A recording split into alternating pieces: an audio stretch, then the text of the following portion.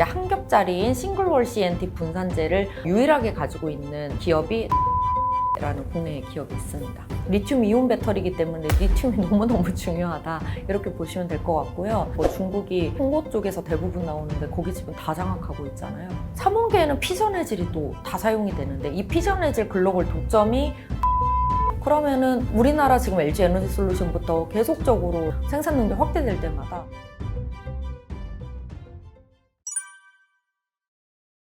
거의 탑으로 보고 있죠, 당연히. 그렇다 보니까 뭐 유럽에서도 신규 배터리 기업들이 등장을 해도 예를 들어서 노스볼트나 뭐 이런 쪽이 있죠. 이게 아예 수율이 안 잡혀버리니까 우리나라 기업들한테 인력 좀 보내달라고 한다든지 아니면 와가지고 좀 도와달라고 한다든지 이런 일들이 계속 이루어지고 있는 거죠. 생각보다 지금 플레이어들이 많이 늘어나질 못하고 있잖아요. 배터리는 공급이 너무 부족하거든요.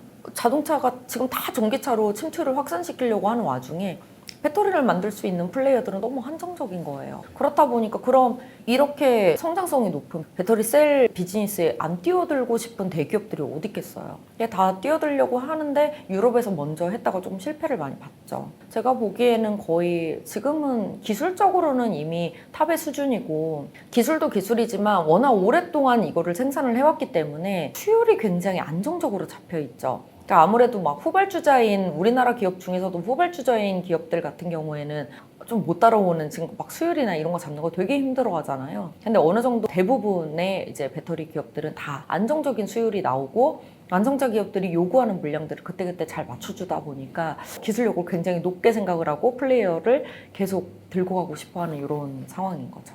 오래 했다 했나? 2008년부터 했죠. 배터리를 삼원계 배터리를 계속 만들기 시작을 했고요. 그때 이제 LFP 배터리 중국 기업들이 2009년부터 막 끌어올리면서 전기차 시장이 본격적으로 이제 열리게 된 거예요. 그래서 한 2009년 정도의 완성차 기업들도 처음으로 전기차 사업부라는 거를 만들기 시작을 했죠. 그때는 LG화학이었죠. LG화학, 삼성 SDI 정도가 하고 있었고요. 그리고 이제 파나소닉이 조금 앞서서 하고 있는 상황이었고 조금 뒤늦게 뭐 CATL, BYD 원래 BYD가 먼저 이끌었었고 그 다음에 이제 CATL이 들어온 이런 상황이라고 보시면 되죠. 오래 하면서 노하우가 많이 쌓인 게 너무 중요한 거죠. 주행거리도 주행거리고 기술력도 기술력인데 안정성도 잡아야 되고 근데 이제는 공정 장비 같은 것도 컨트롤하는 게 지금은 완전 자동화 장비가 아니다 보니까 인력들 관리도 다 해야 돼요. 훈련도 다 시키면서 해야 돼요. 그렇다 보니까 그 모든 노하우들이 셀 기업들이 국내 셀 기업들이 가지고 있는 거죠. 좀 지켜봐야 될 것 같습니다. 왜냐면 저도 나올 거라고 보긴 하고 지금 시총이 거의 맞먹을 정도로 많이 올라가고는 있는데 어떻게 말씀을 드려야 될까요?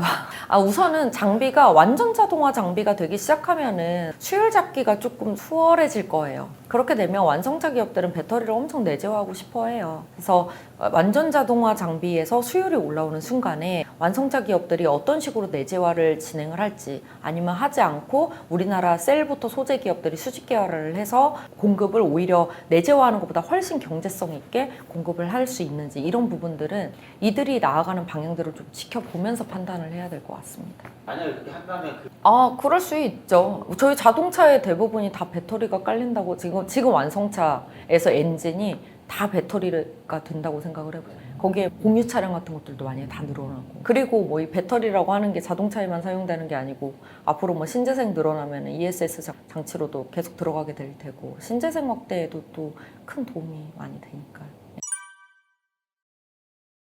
지금 기술적으로는 양극재도 마찬가지고 음극재도 마찬가지고 전해액, 분리막 전부 다 기술 진입 장벽은 이제 높지 않습니다.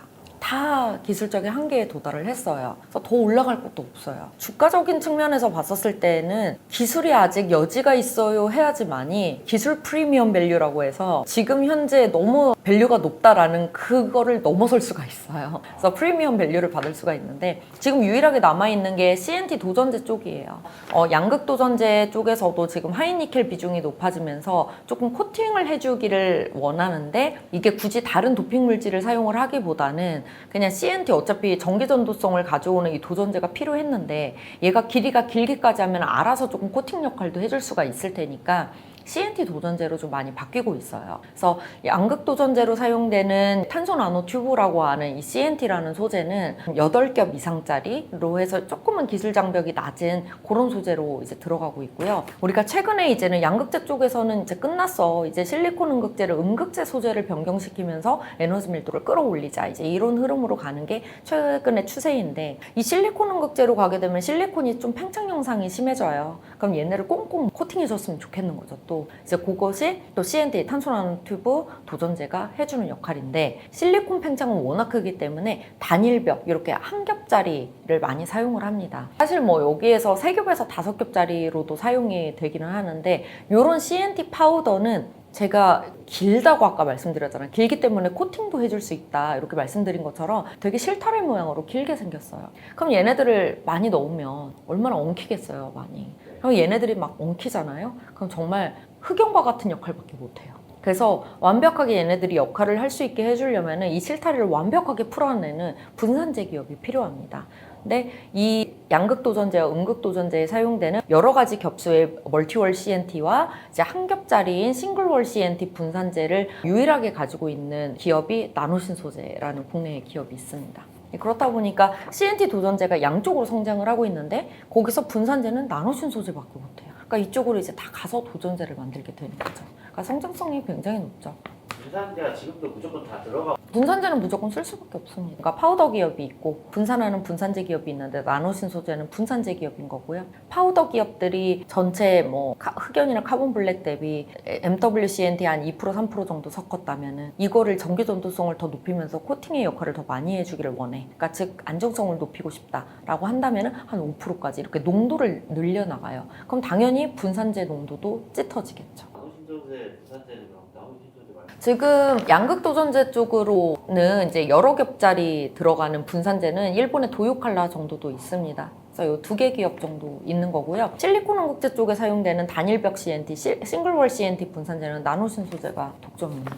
그러니까 음극재는 원래는 에너지 밀도를 높이는 용도로는 사용을 안 했었는데, 지금 양극활 물질에서 NCM 기준으로 95%까지, 니켈 함량 95%까지 올라왔다 보니까 이제 여기서 더 이상 못 올려요. 그리고 비중 더 늘려봤자 화재 위험만 높아져요. 그래서 조금 안정적인 음극재 소재를 한번 가보자, 여기에서 한번 올려볼까? 라고 했는데, 에너지 밀도를 높일 수 있는 가장 좋은 소재가 실리콘인 거예요. 그래서 지금은 흑연을 다 사용을 하는데, 흑연에다가 실리콘을 조금 심어보기 시작을 한 거죠. 실리콘만 가지고 넣으면 실리콘의 그 부피 팽창 현상이 강하니 얘를 좀 안정적인 구조로 만들어줘 보자 해서 실리콘을 산화물 형태로 만들어주는 SiOX라는 이런 재료로 만든다든지, 아니면 탄소로 한번 복합시켜볼까 하고 SiC 복합체로 만든다든지, 이런 식으로 이제 실리콘 입자 자체를 좀 안정적인 구조로 만들어서 지금은 막 이렇게 흑연에다 심고 있는 거예요. 이걸 통해서 에너지 밀도를 거의 흑연 대비, 이론적으로는 퓨어한 실리콘을 넣었을 때는 10배 이상 올라가는데, 당연히 이제 안정적인 형태로 만들어졌으니까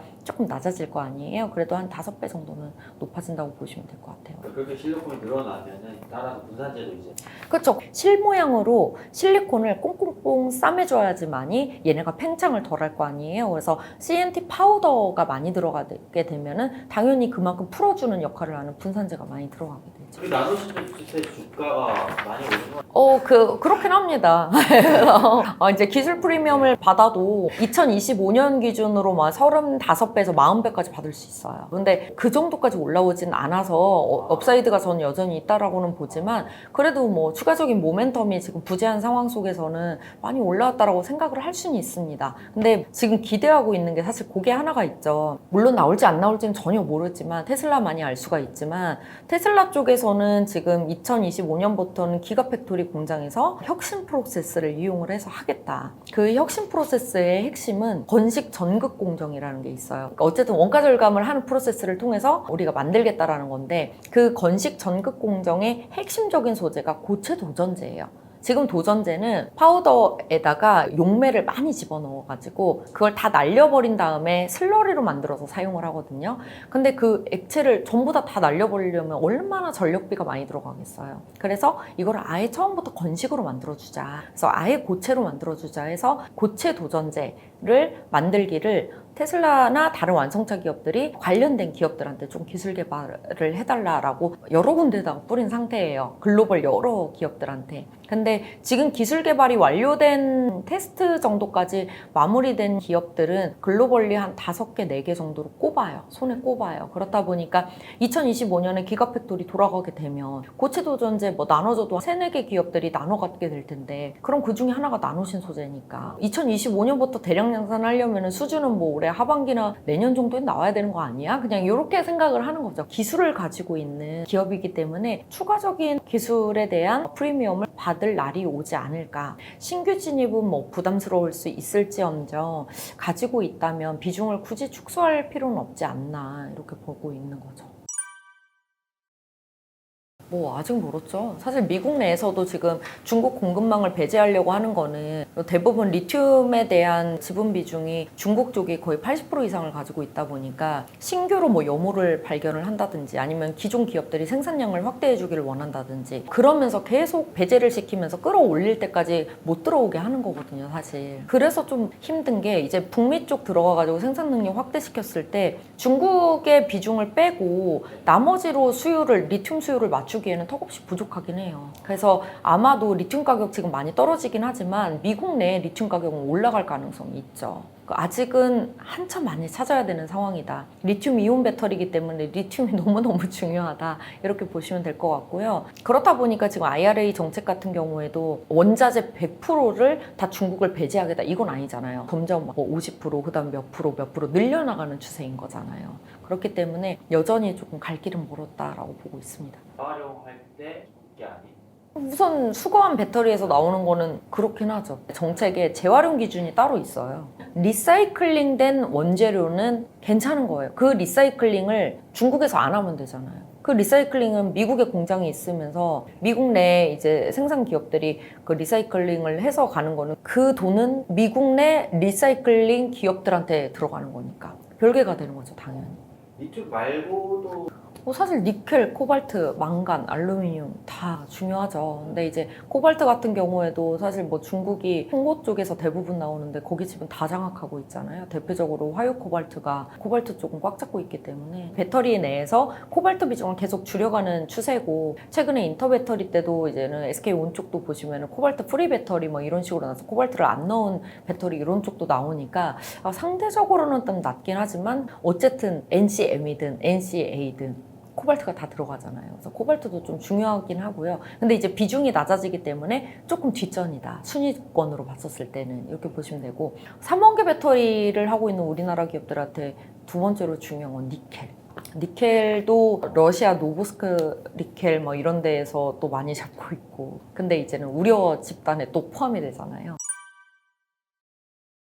IRA 정책에서 가장 우려라고 하는 거는 크레딧을 주는 것까지는 좋은데 어느 정도 예산에 대한 상한이 있지 않겠느냐. 그 상한 액수가 늘어나지 않으면 우리가 계속 여기서 사업을 영위하면서 크레딧을 받으면서 해야 되는데 왜냐면 미국 내에서는 생산비가 너무 높아지기 때문에 이 상한선이 어느 정도 될지에 대한 조금 높아졌으면 하는 이런 고민들이 조금 있죠. 근데 그렇지 않아도 지금 미국 내에서 상황들을 보니까 건설 부지 하는 데 있어서 IRA 정책 제외한 이런 크레딧 정책 제외하고도 비용을 진짜 많이 대주고 있어요. 거의 뭐 미국 10년 부채금리로 대주면 엄청 낮게 빌려주는 거잖아요. 그렇기 때문에 그거를 상한선도 없이 빌려주고 이래서 사실은 IRA 정책은 전반적으로 우리나라한테 유리할 수밖에 없다라고 저는 보고 있어요. 그래서 크게 우려하고 있지는 않고요. 양극재 쪽 같은 경우에도 지금 현재 FTA 체결 원래는 미국 내에서 생산을 해야 된다 이렇게 되어 있었는데 FTA 체결 국가에서 가공을 해서 50% 부가가치가 나와도 괜찮다라는 거였잖아요. 근데 뭐 미국으로 가든 한국에서 짓든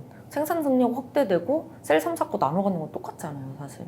그래서 여기에서 크게 우려될 만한 건 없는 것 같습니다. 오히려 뭐 증설 발표나 수주 발표가 이제는 구체적으로 나오지 않을까. 왜냐면 지역이 확정이 됐기 때문에. 다만 조금 우려되는 건 이제 그거 하나 정도가 있죠. 오히려 IRA도 IRA인데 저희 뭐 포드하고 CATL 쪽도 아까 전에 CATL은 기술 라이선스만 주고 포드가 단독 공장으로 해서 우리 미국 내에서 LFP 하려고 한다, 적용하려고 한다 이런 얘기도 있고 이제 오늘자로 테슬라 또 이제 CATL하고 본인들 내재화를 해서 기술 라이선스만 받아서 할 거다 막. 근데 이게 어느 정도 합의가 됐다 막 이런 내용들이 나와요. 근데 이걸 정책적으로 안 막아주면은 우리나라 배터리 기업들이 어쨌든 완전 독식할 수 있는 구조에서 조금은 나눠 갖는 구조로 가지 않을까 이렇게 보고 있습니다. 유럽의 CRMA 정책은 완벽하게 원자재 정책이에요. 그리고 정치적인 이용보다는 오히려 넷재료와 같은 이런 환경적인 측면들이 좀 많다 보니까 재활용부터 원자재 가공 막 이런 쪽으로만 치우쳐져 있습니다.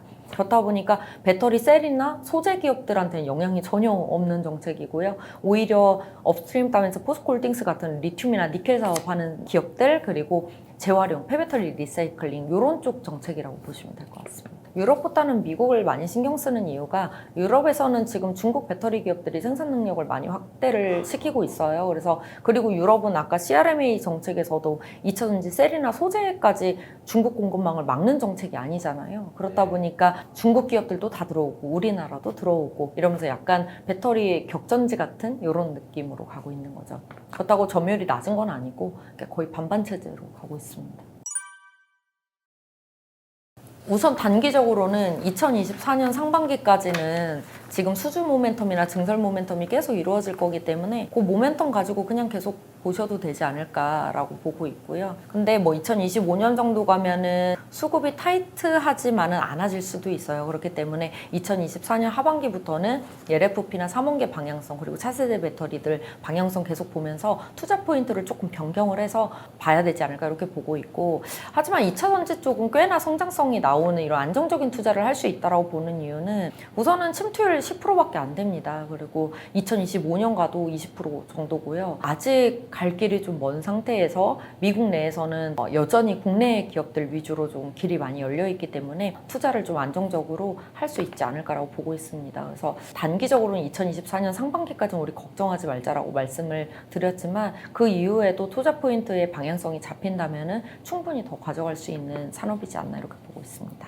저는 이제 IRA 이후에는 셀과 양극재 쪽은 갈 수밖에 없다라고 봐요. 지금 계속 말씀드렸지만 지역이 결정이 되면 증설과 수주 모멘텀이 계속 나올 쪽은 우선 당장 양극재예요. 그래서 양극재 쪽 중에서도 뭐 포스코 케미칼이나 에코프로 BM 쪽은 밸류 너무 높고 부담스럽긴 한데 한 차례 갈 수밖에 없는 모멘텀들이 나오지 않을까 이렇게 보고 있고요. 그거는 관련해서 LNF도 마찬가지고요. 그래서 양극재 기업들 여전히 좋게 보고 있고 저는 첨보 좀 말씀드리고 있어요. 왜냐면은 LFP 수혜주라고 대부분들 알고 계시는데 첨보라는 기업이 F전해질, P전해질이라고 하는 특수 리튬염을 다 해요. 전해 그 안에 들어가는. 근데 LFP 쪽으로는 F전해질로도 중국보다도 가격 경쟁력이 높고 글로벌 1위예요. 그리고 지금 미국의 애리조나주부터 시작해가지고 미국 내에서 지금 생산 능력이 국내 배터리 셀 3사가 다 늘어나고 있잖아요. 뭐 SDI는 2025년부터겠지만 그러면은 3원계에는 P전해질이 또 다 사용이 되는데 이 P전해질 글로벌 독점이 첨보예요. 그러면은 우리나라 지금 LG 에너지 솔루션부터 계속적으로 생산 능력 확대될 때마다 그냥 단독으로 첨보의 P전해질이 공급이 된다라고 보시면 됩니다. 그러면은 사실 굉장히 숨어있는 전해질 독점 기업이라고 이렇게 보셔도 되는 거고 2023년부터 2024년까지 봤었을 때 소재 기업들 중에서는 증설 모멘텀이 가장 강합니다. 그리고 밸류도 지금 현재 제일 좀 낮은 편이고요. 물론 좋은 기업들 너무 많아요. 정말 다양한 기업들이 가리지 않고 다 좋거든요, 지금. 왜냐하면 미국이라는 시장이 열렸고 이들이 계속 수혜를 받으면서 갈 수밖에 없다라고 보고 있어서 2차전지 관련주들은 계속 선순환되면서 계속 올라가지 않을까 이렇게 보고 있습니다. 자, 여러분 기억나시죠? 강남 재건축 불패, 재건축 난리나 뭐 이런 거 기억나시잖아요. 재개발과 재건축부터 또 이제 들어갈게요. 용적률에 대한 개념을 확실히 잡아두시면 부동산의 반은 보이시니까요. 아직까지도 전문가라는 사람들이 이 말을 헷갈려하는 사람들이 많아요.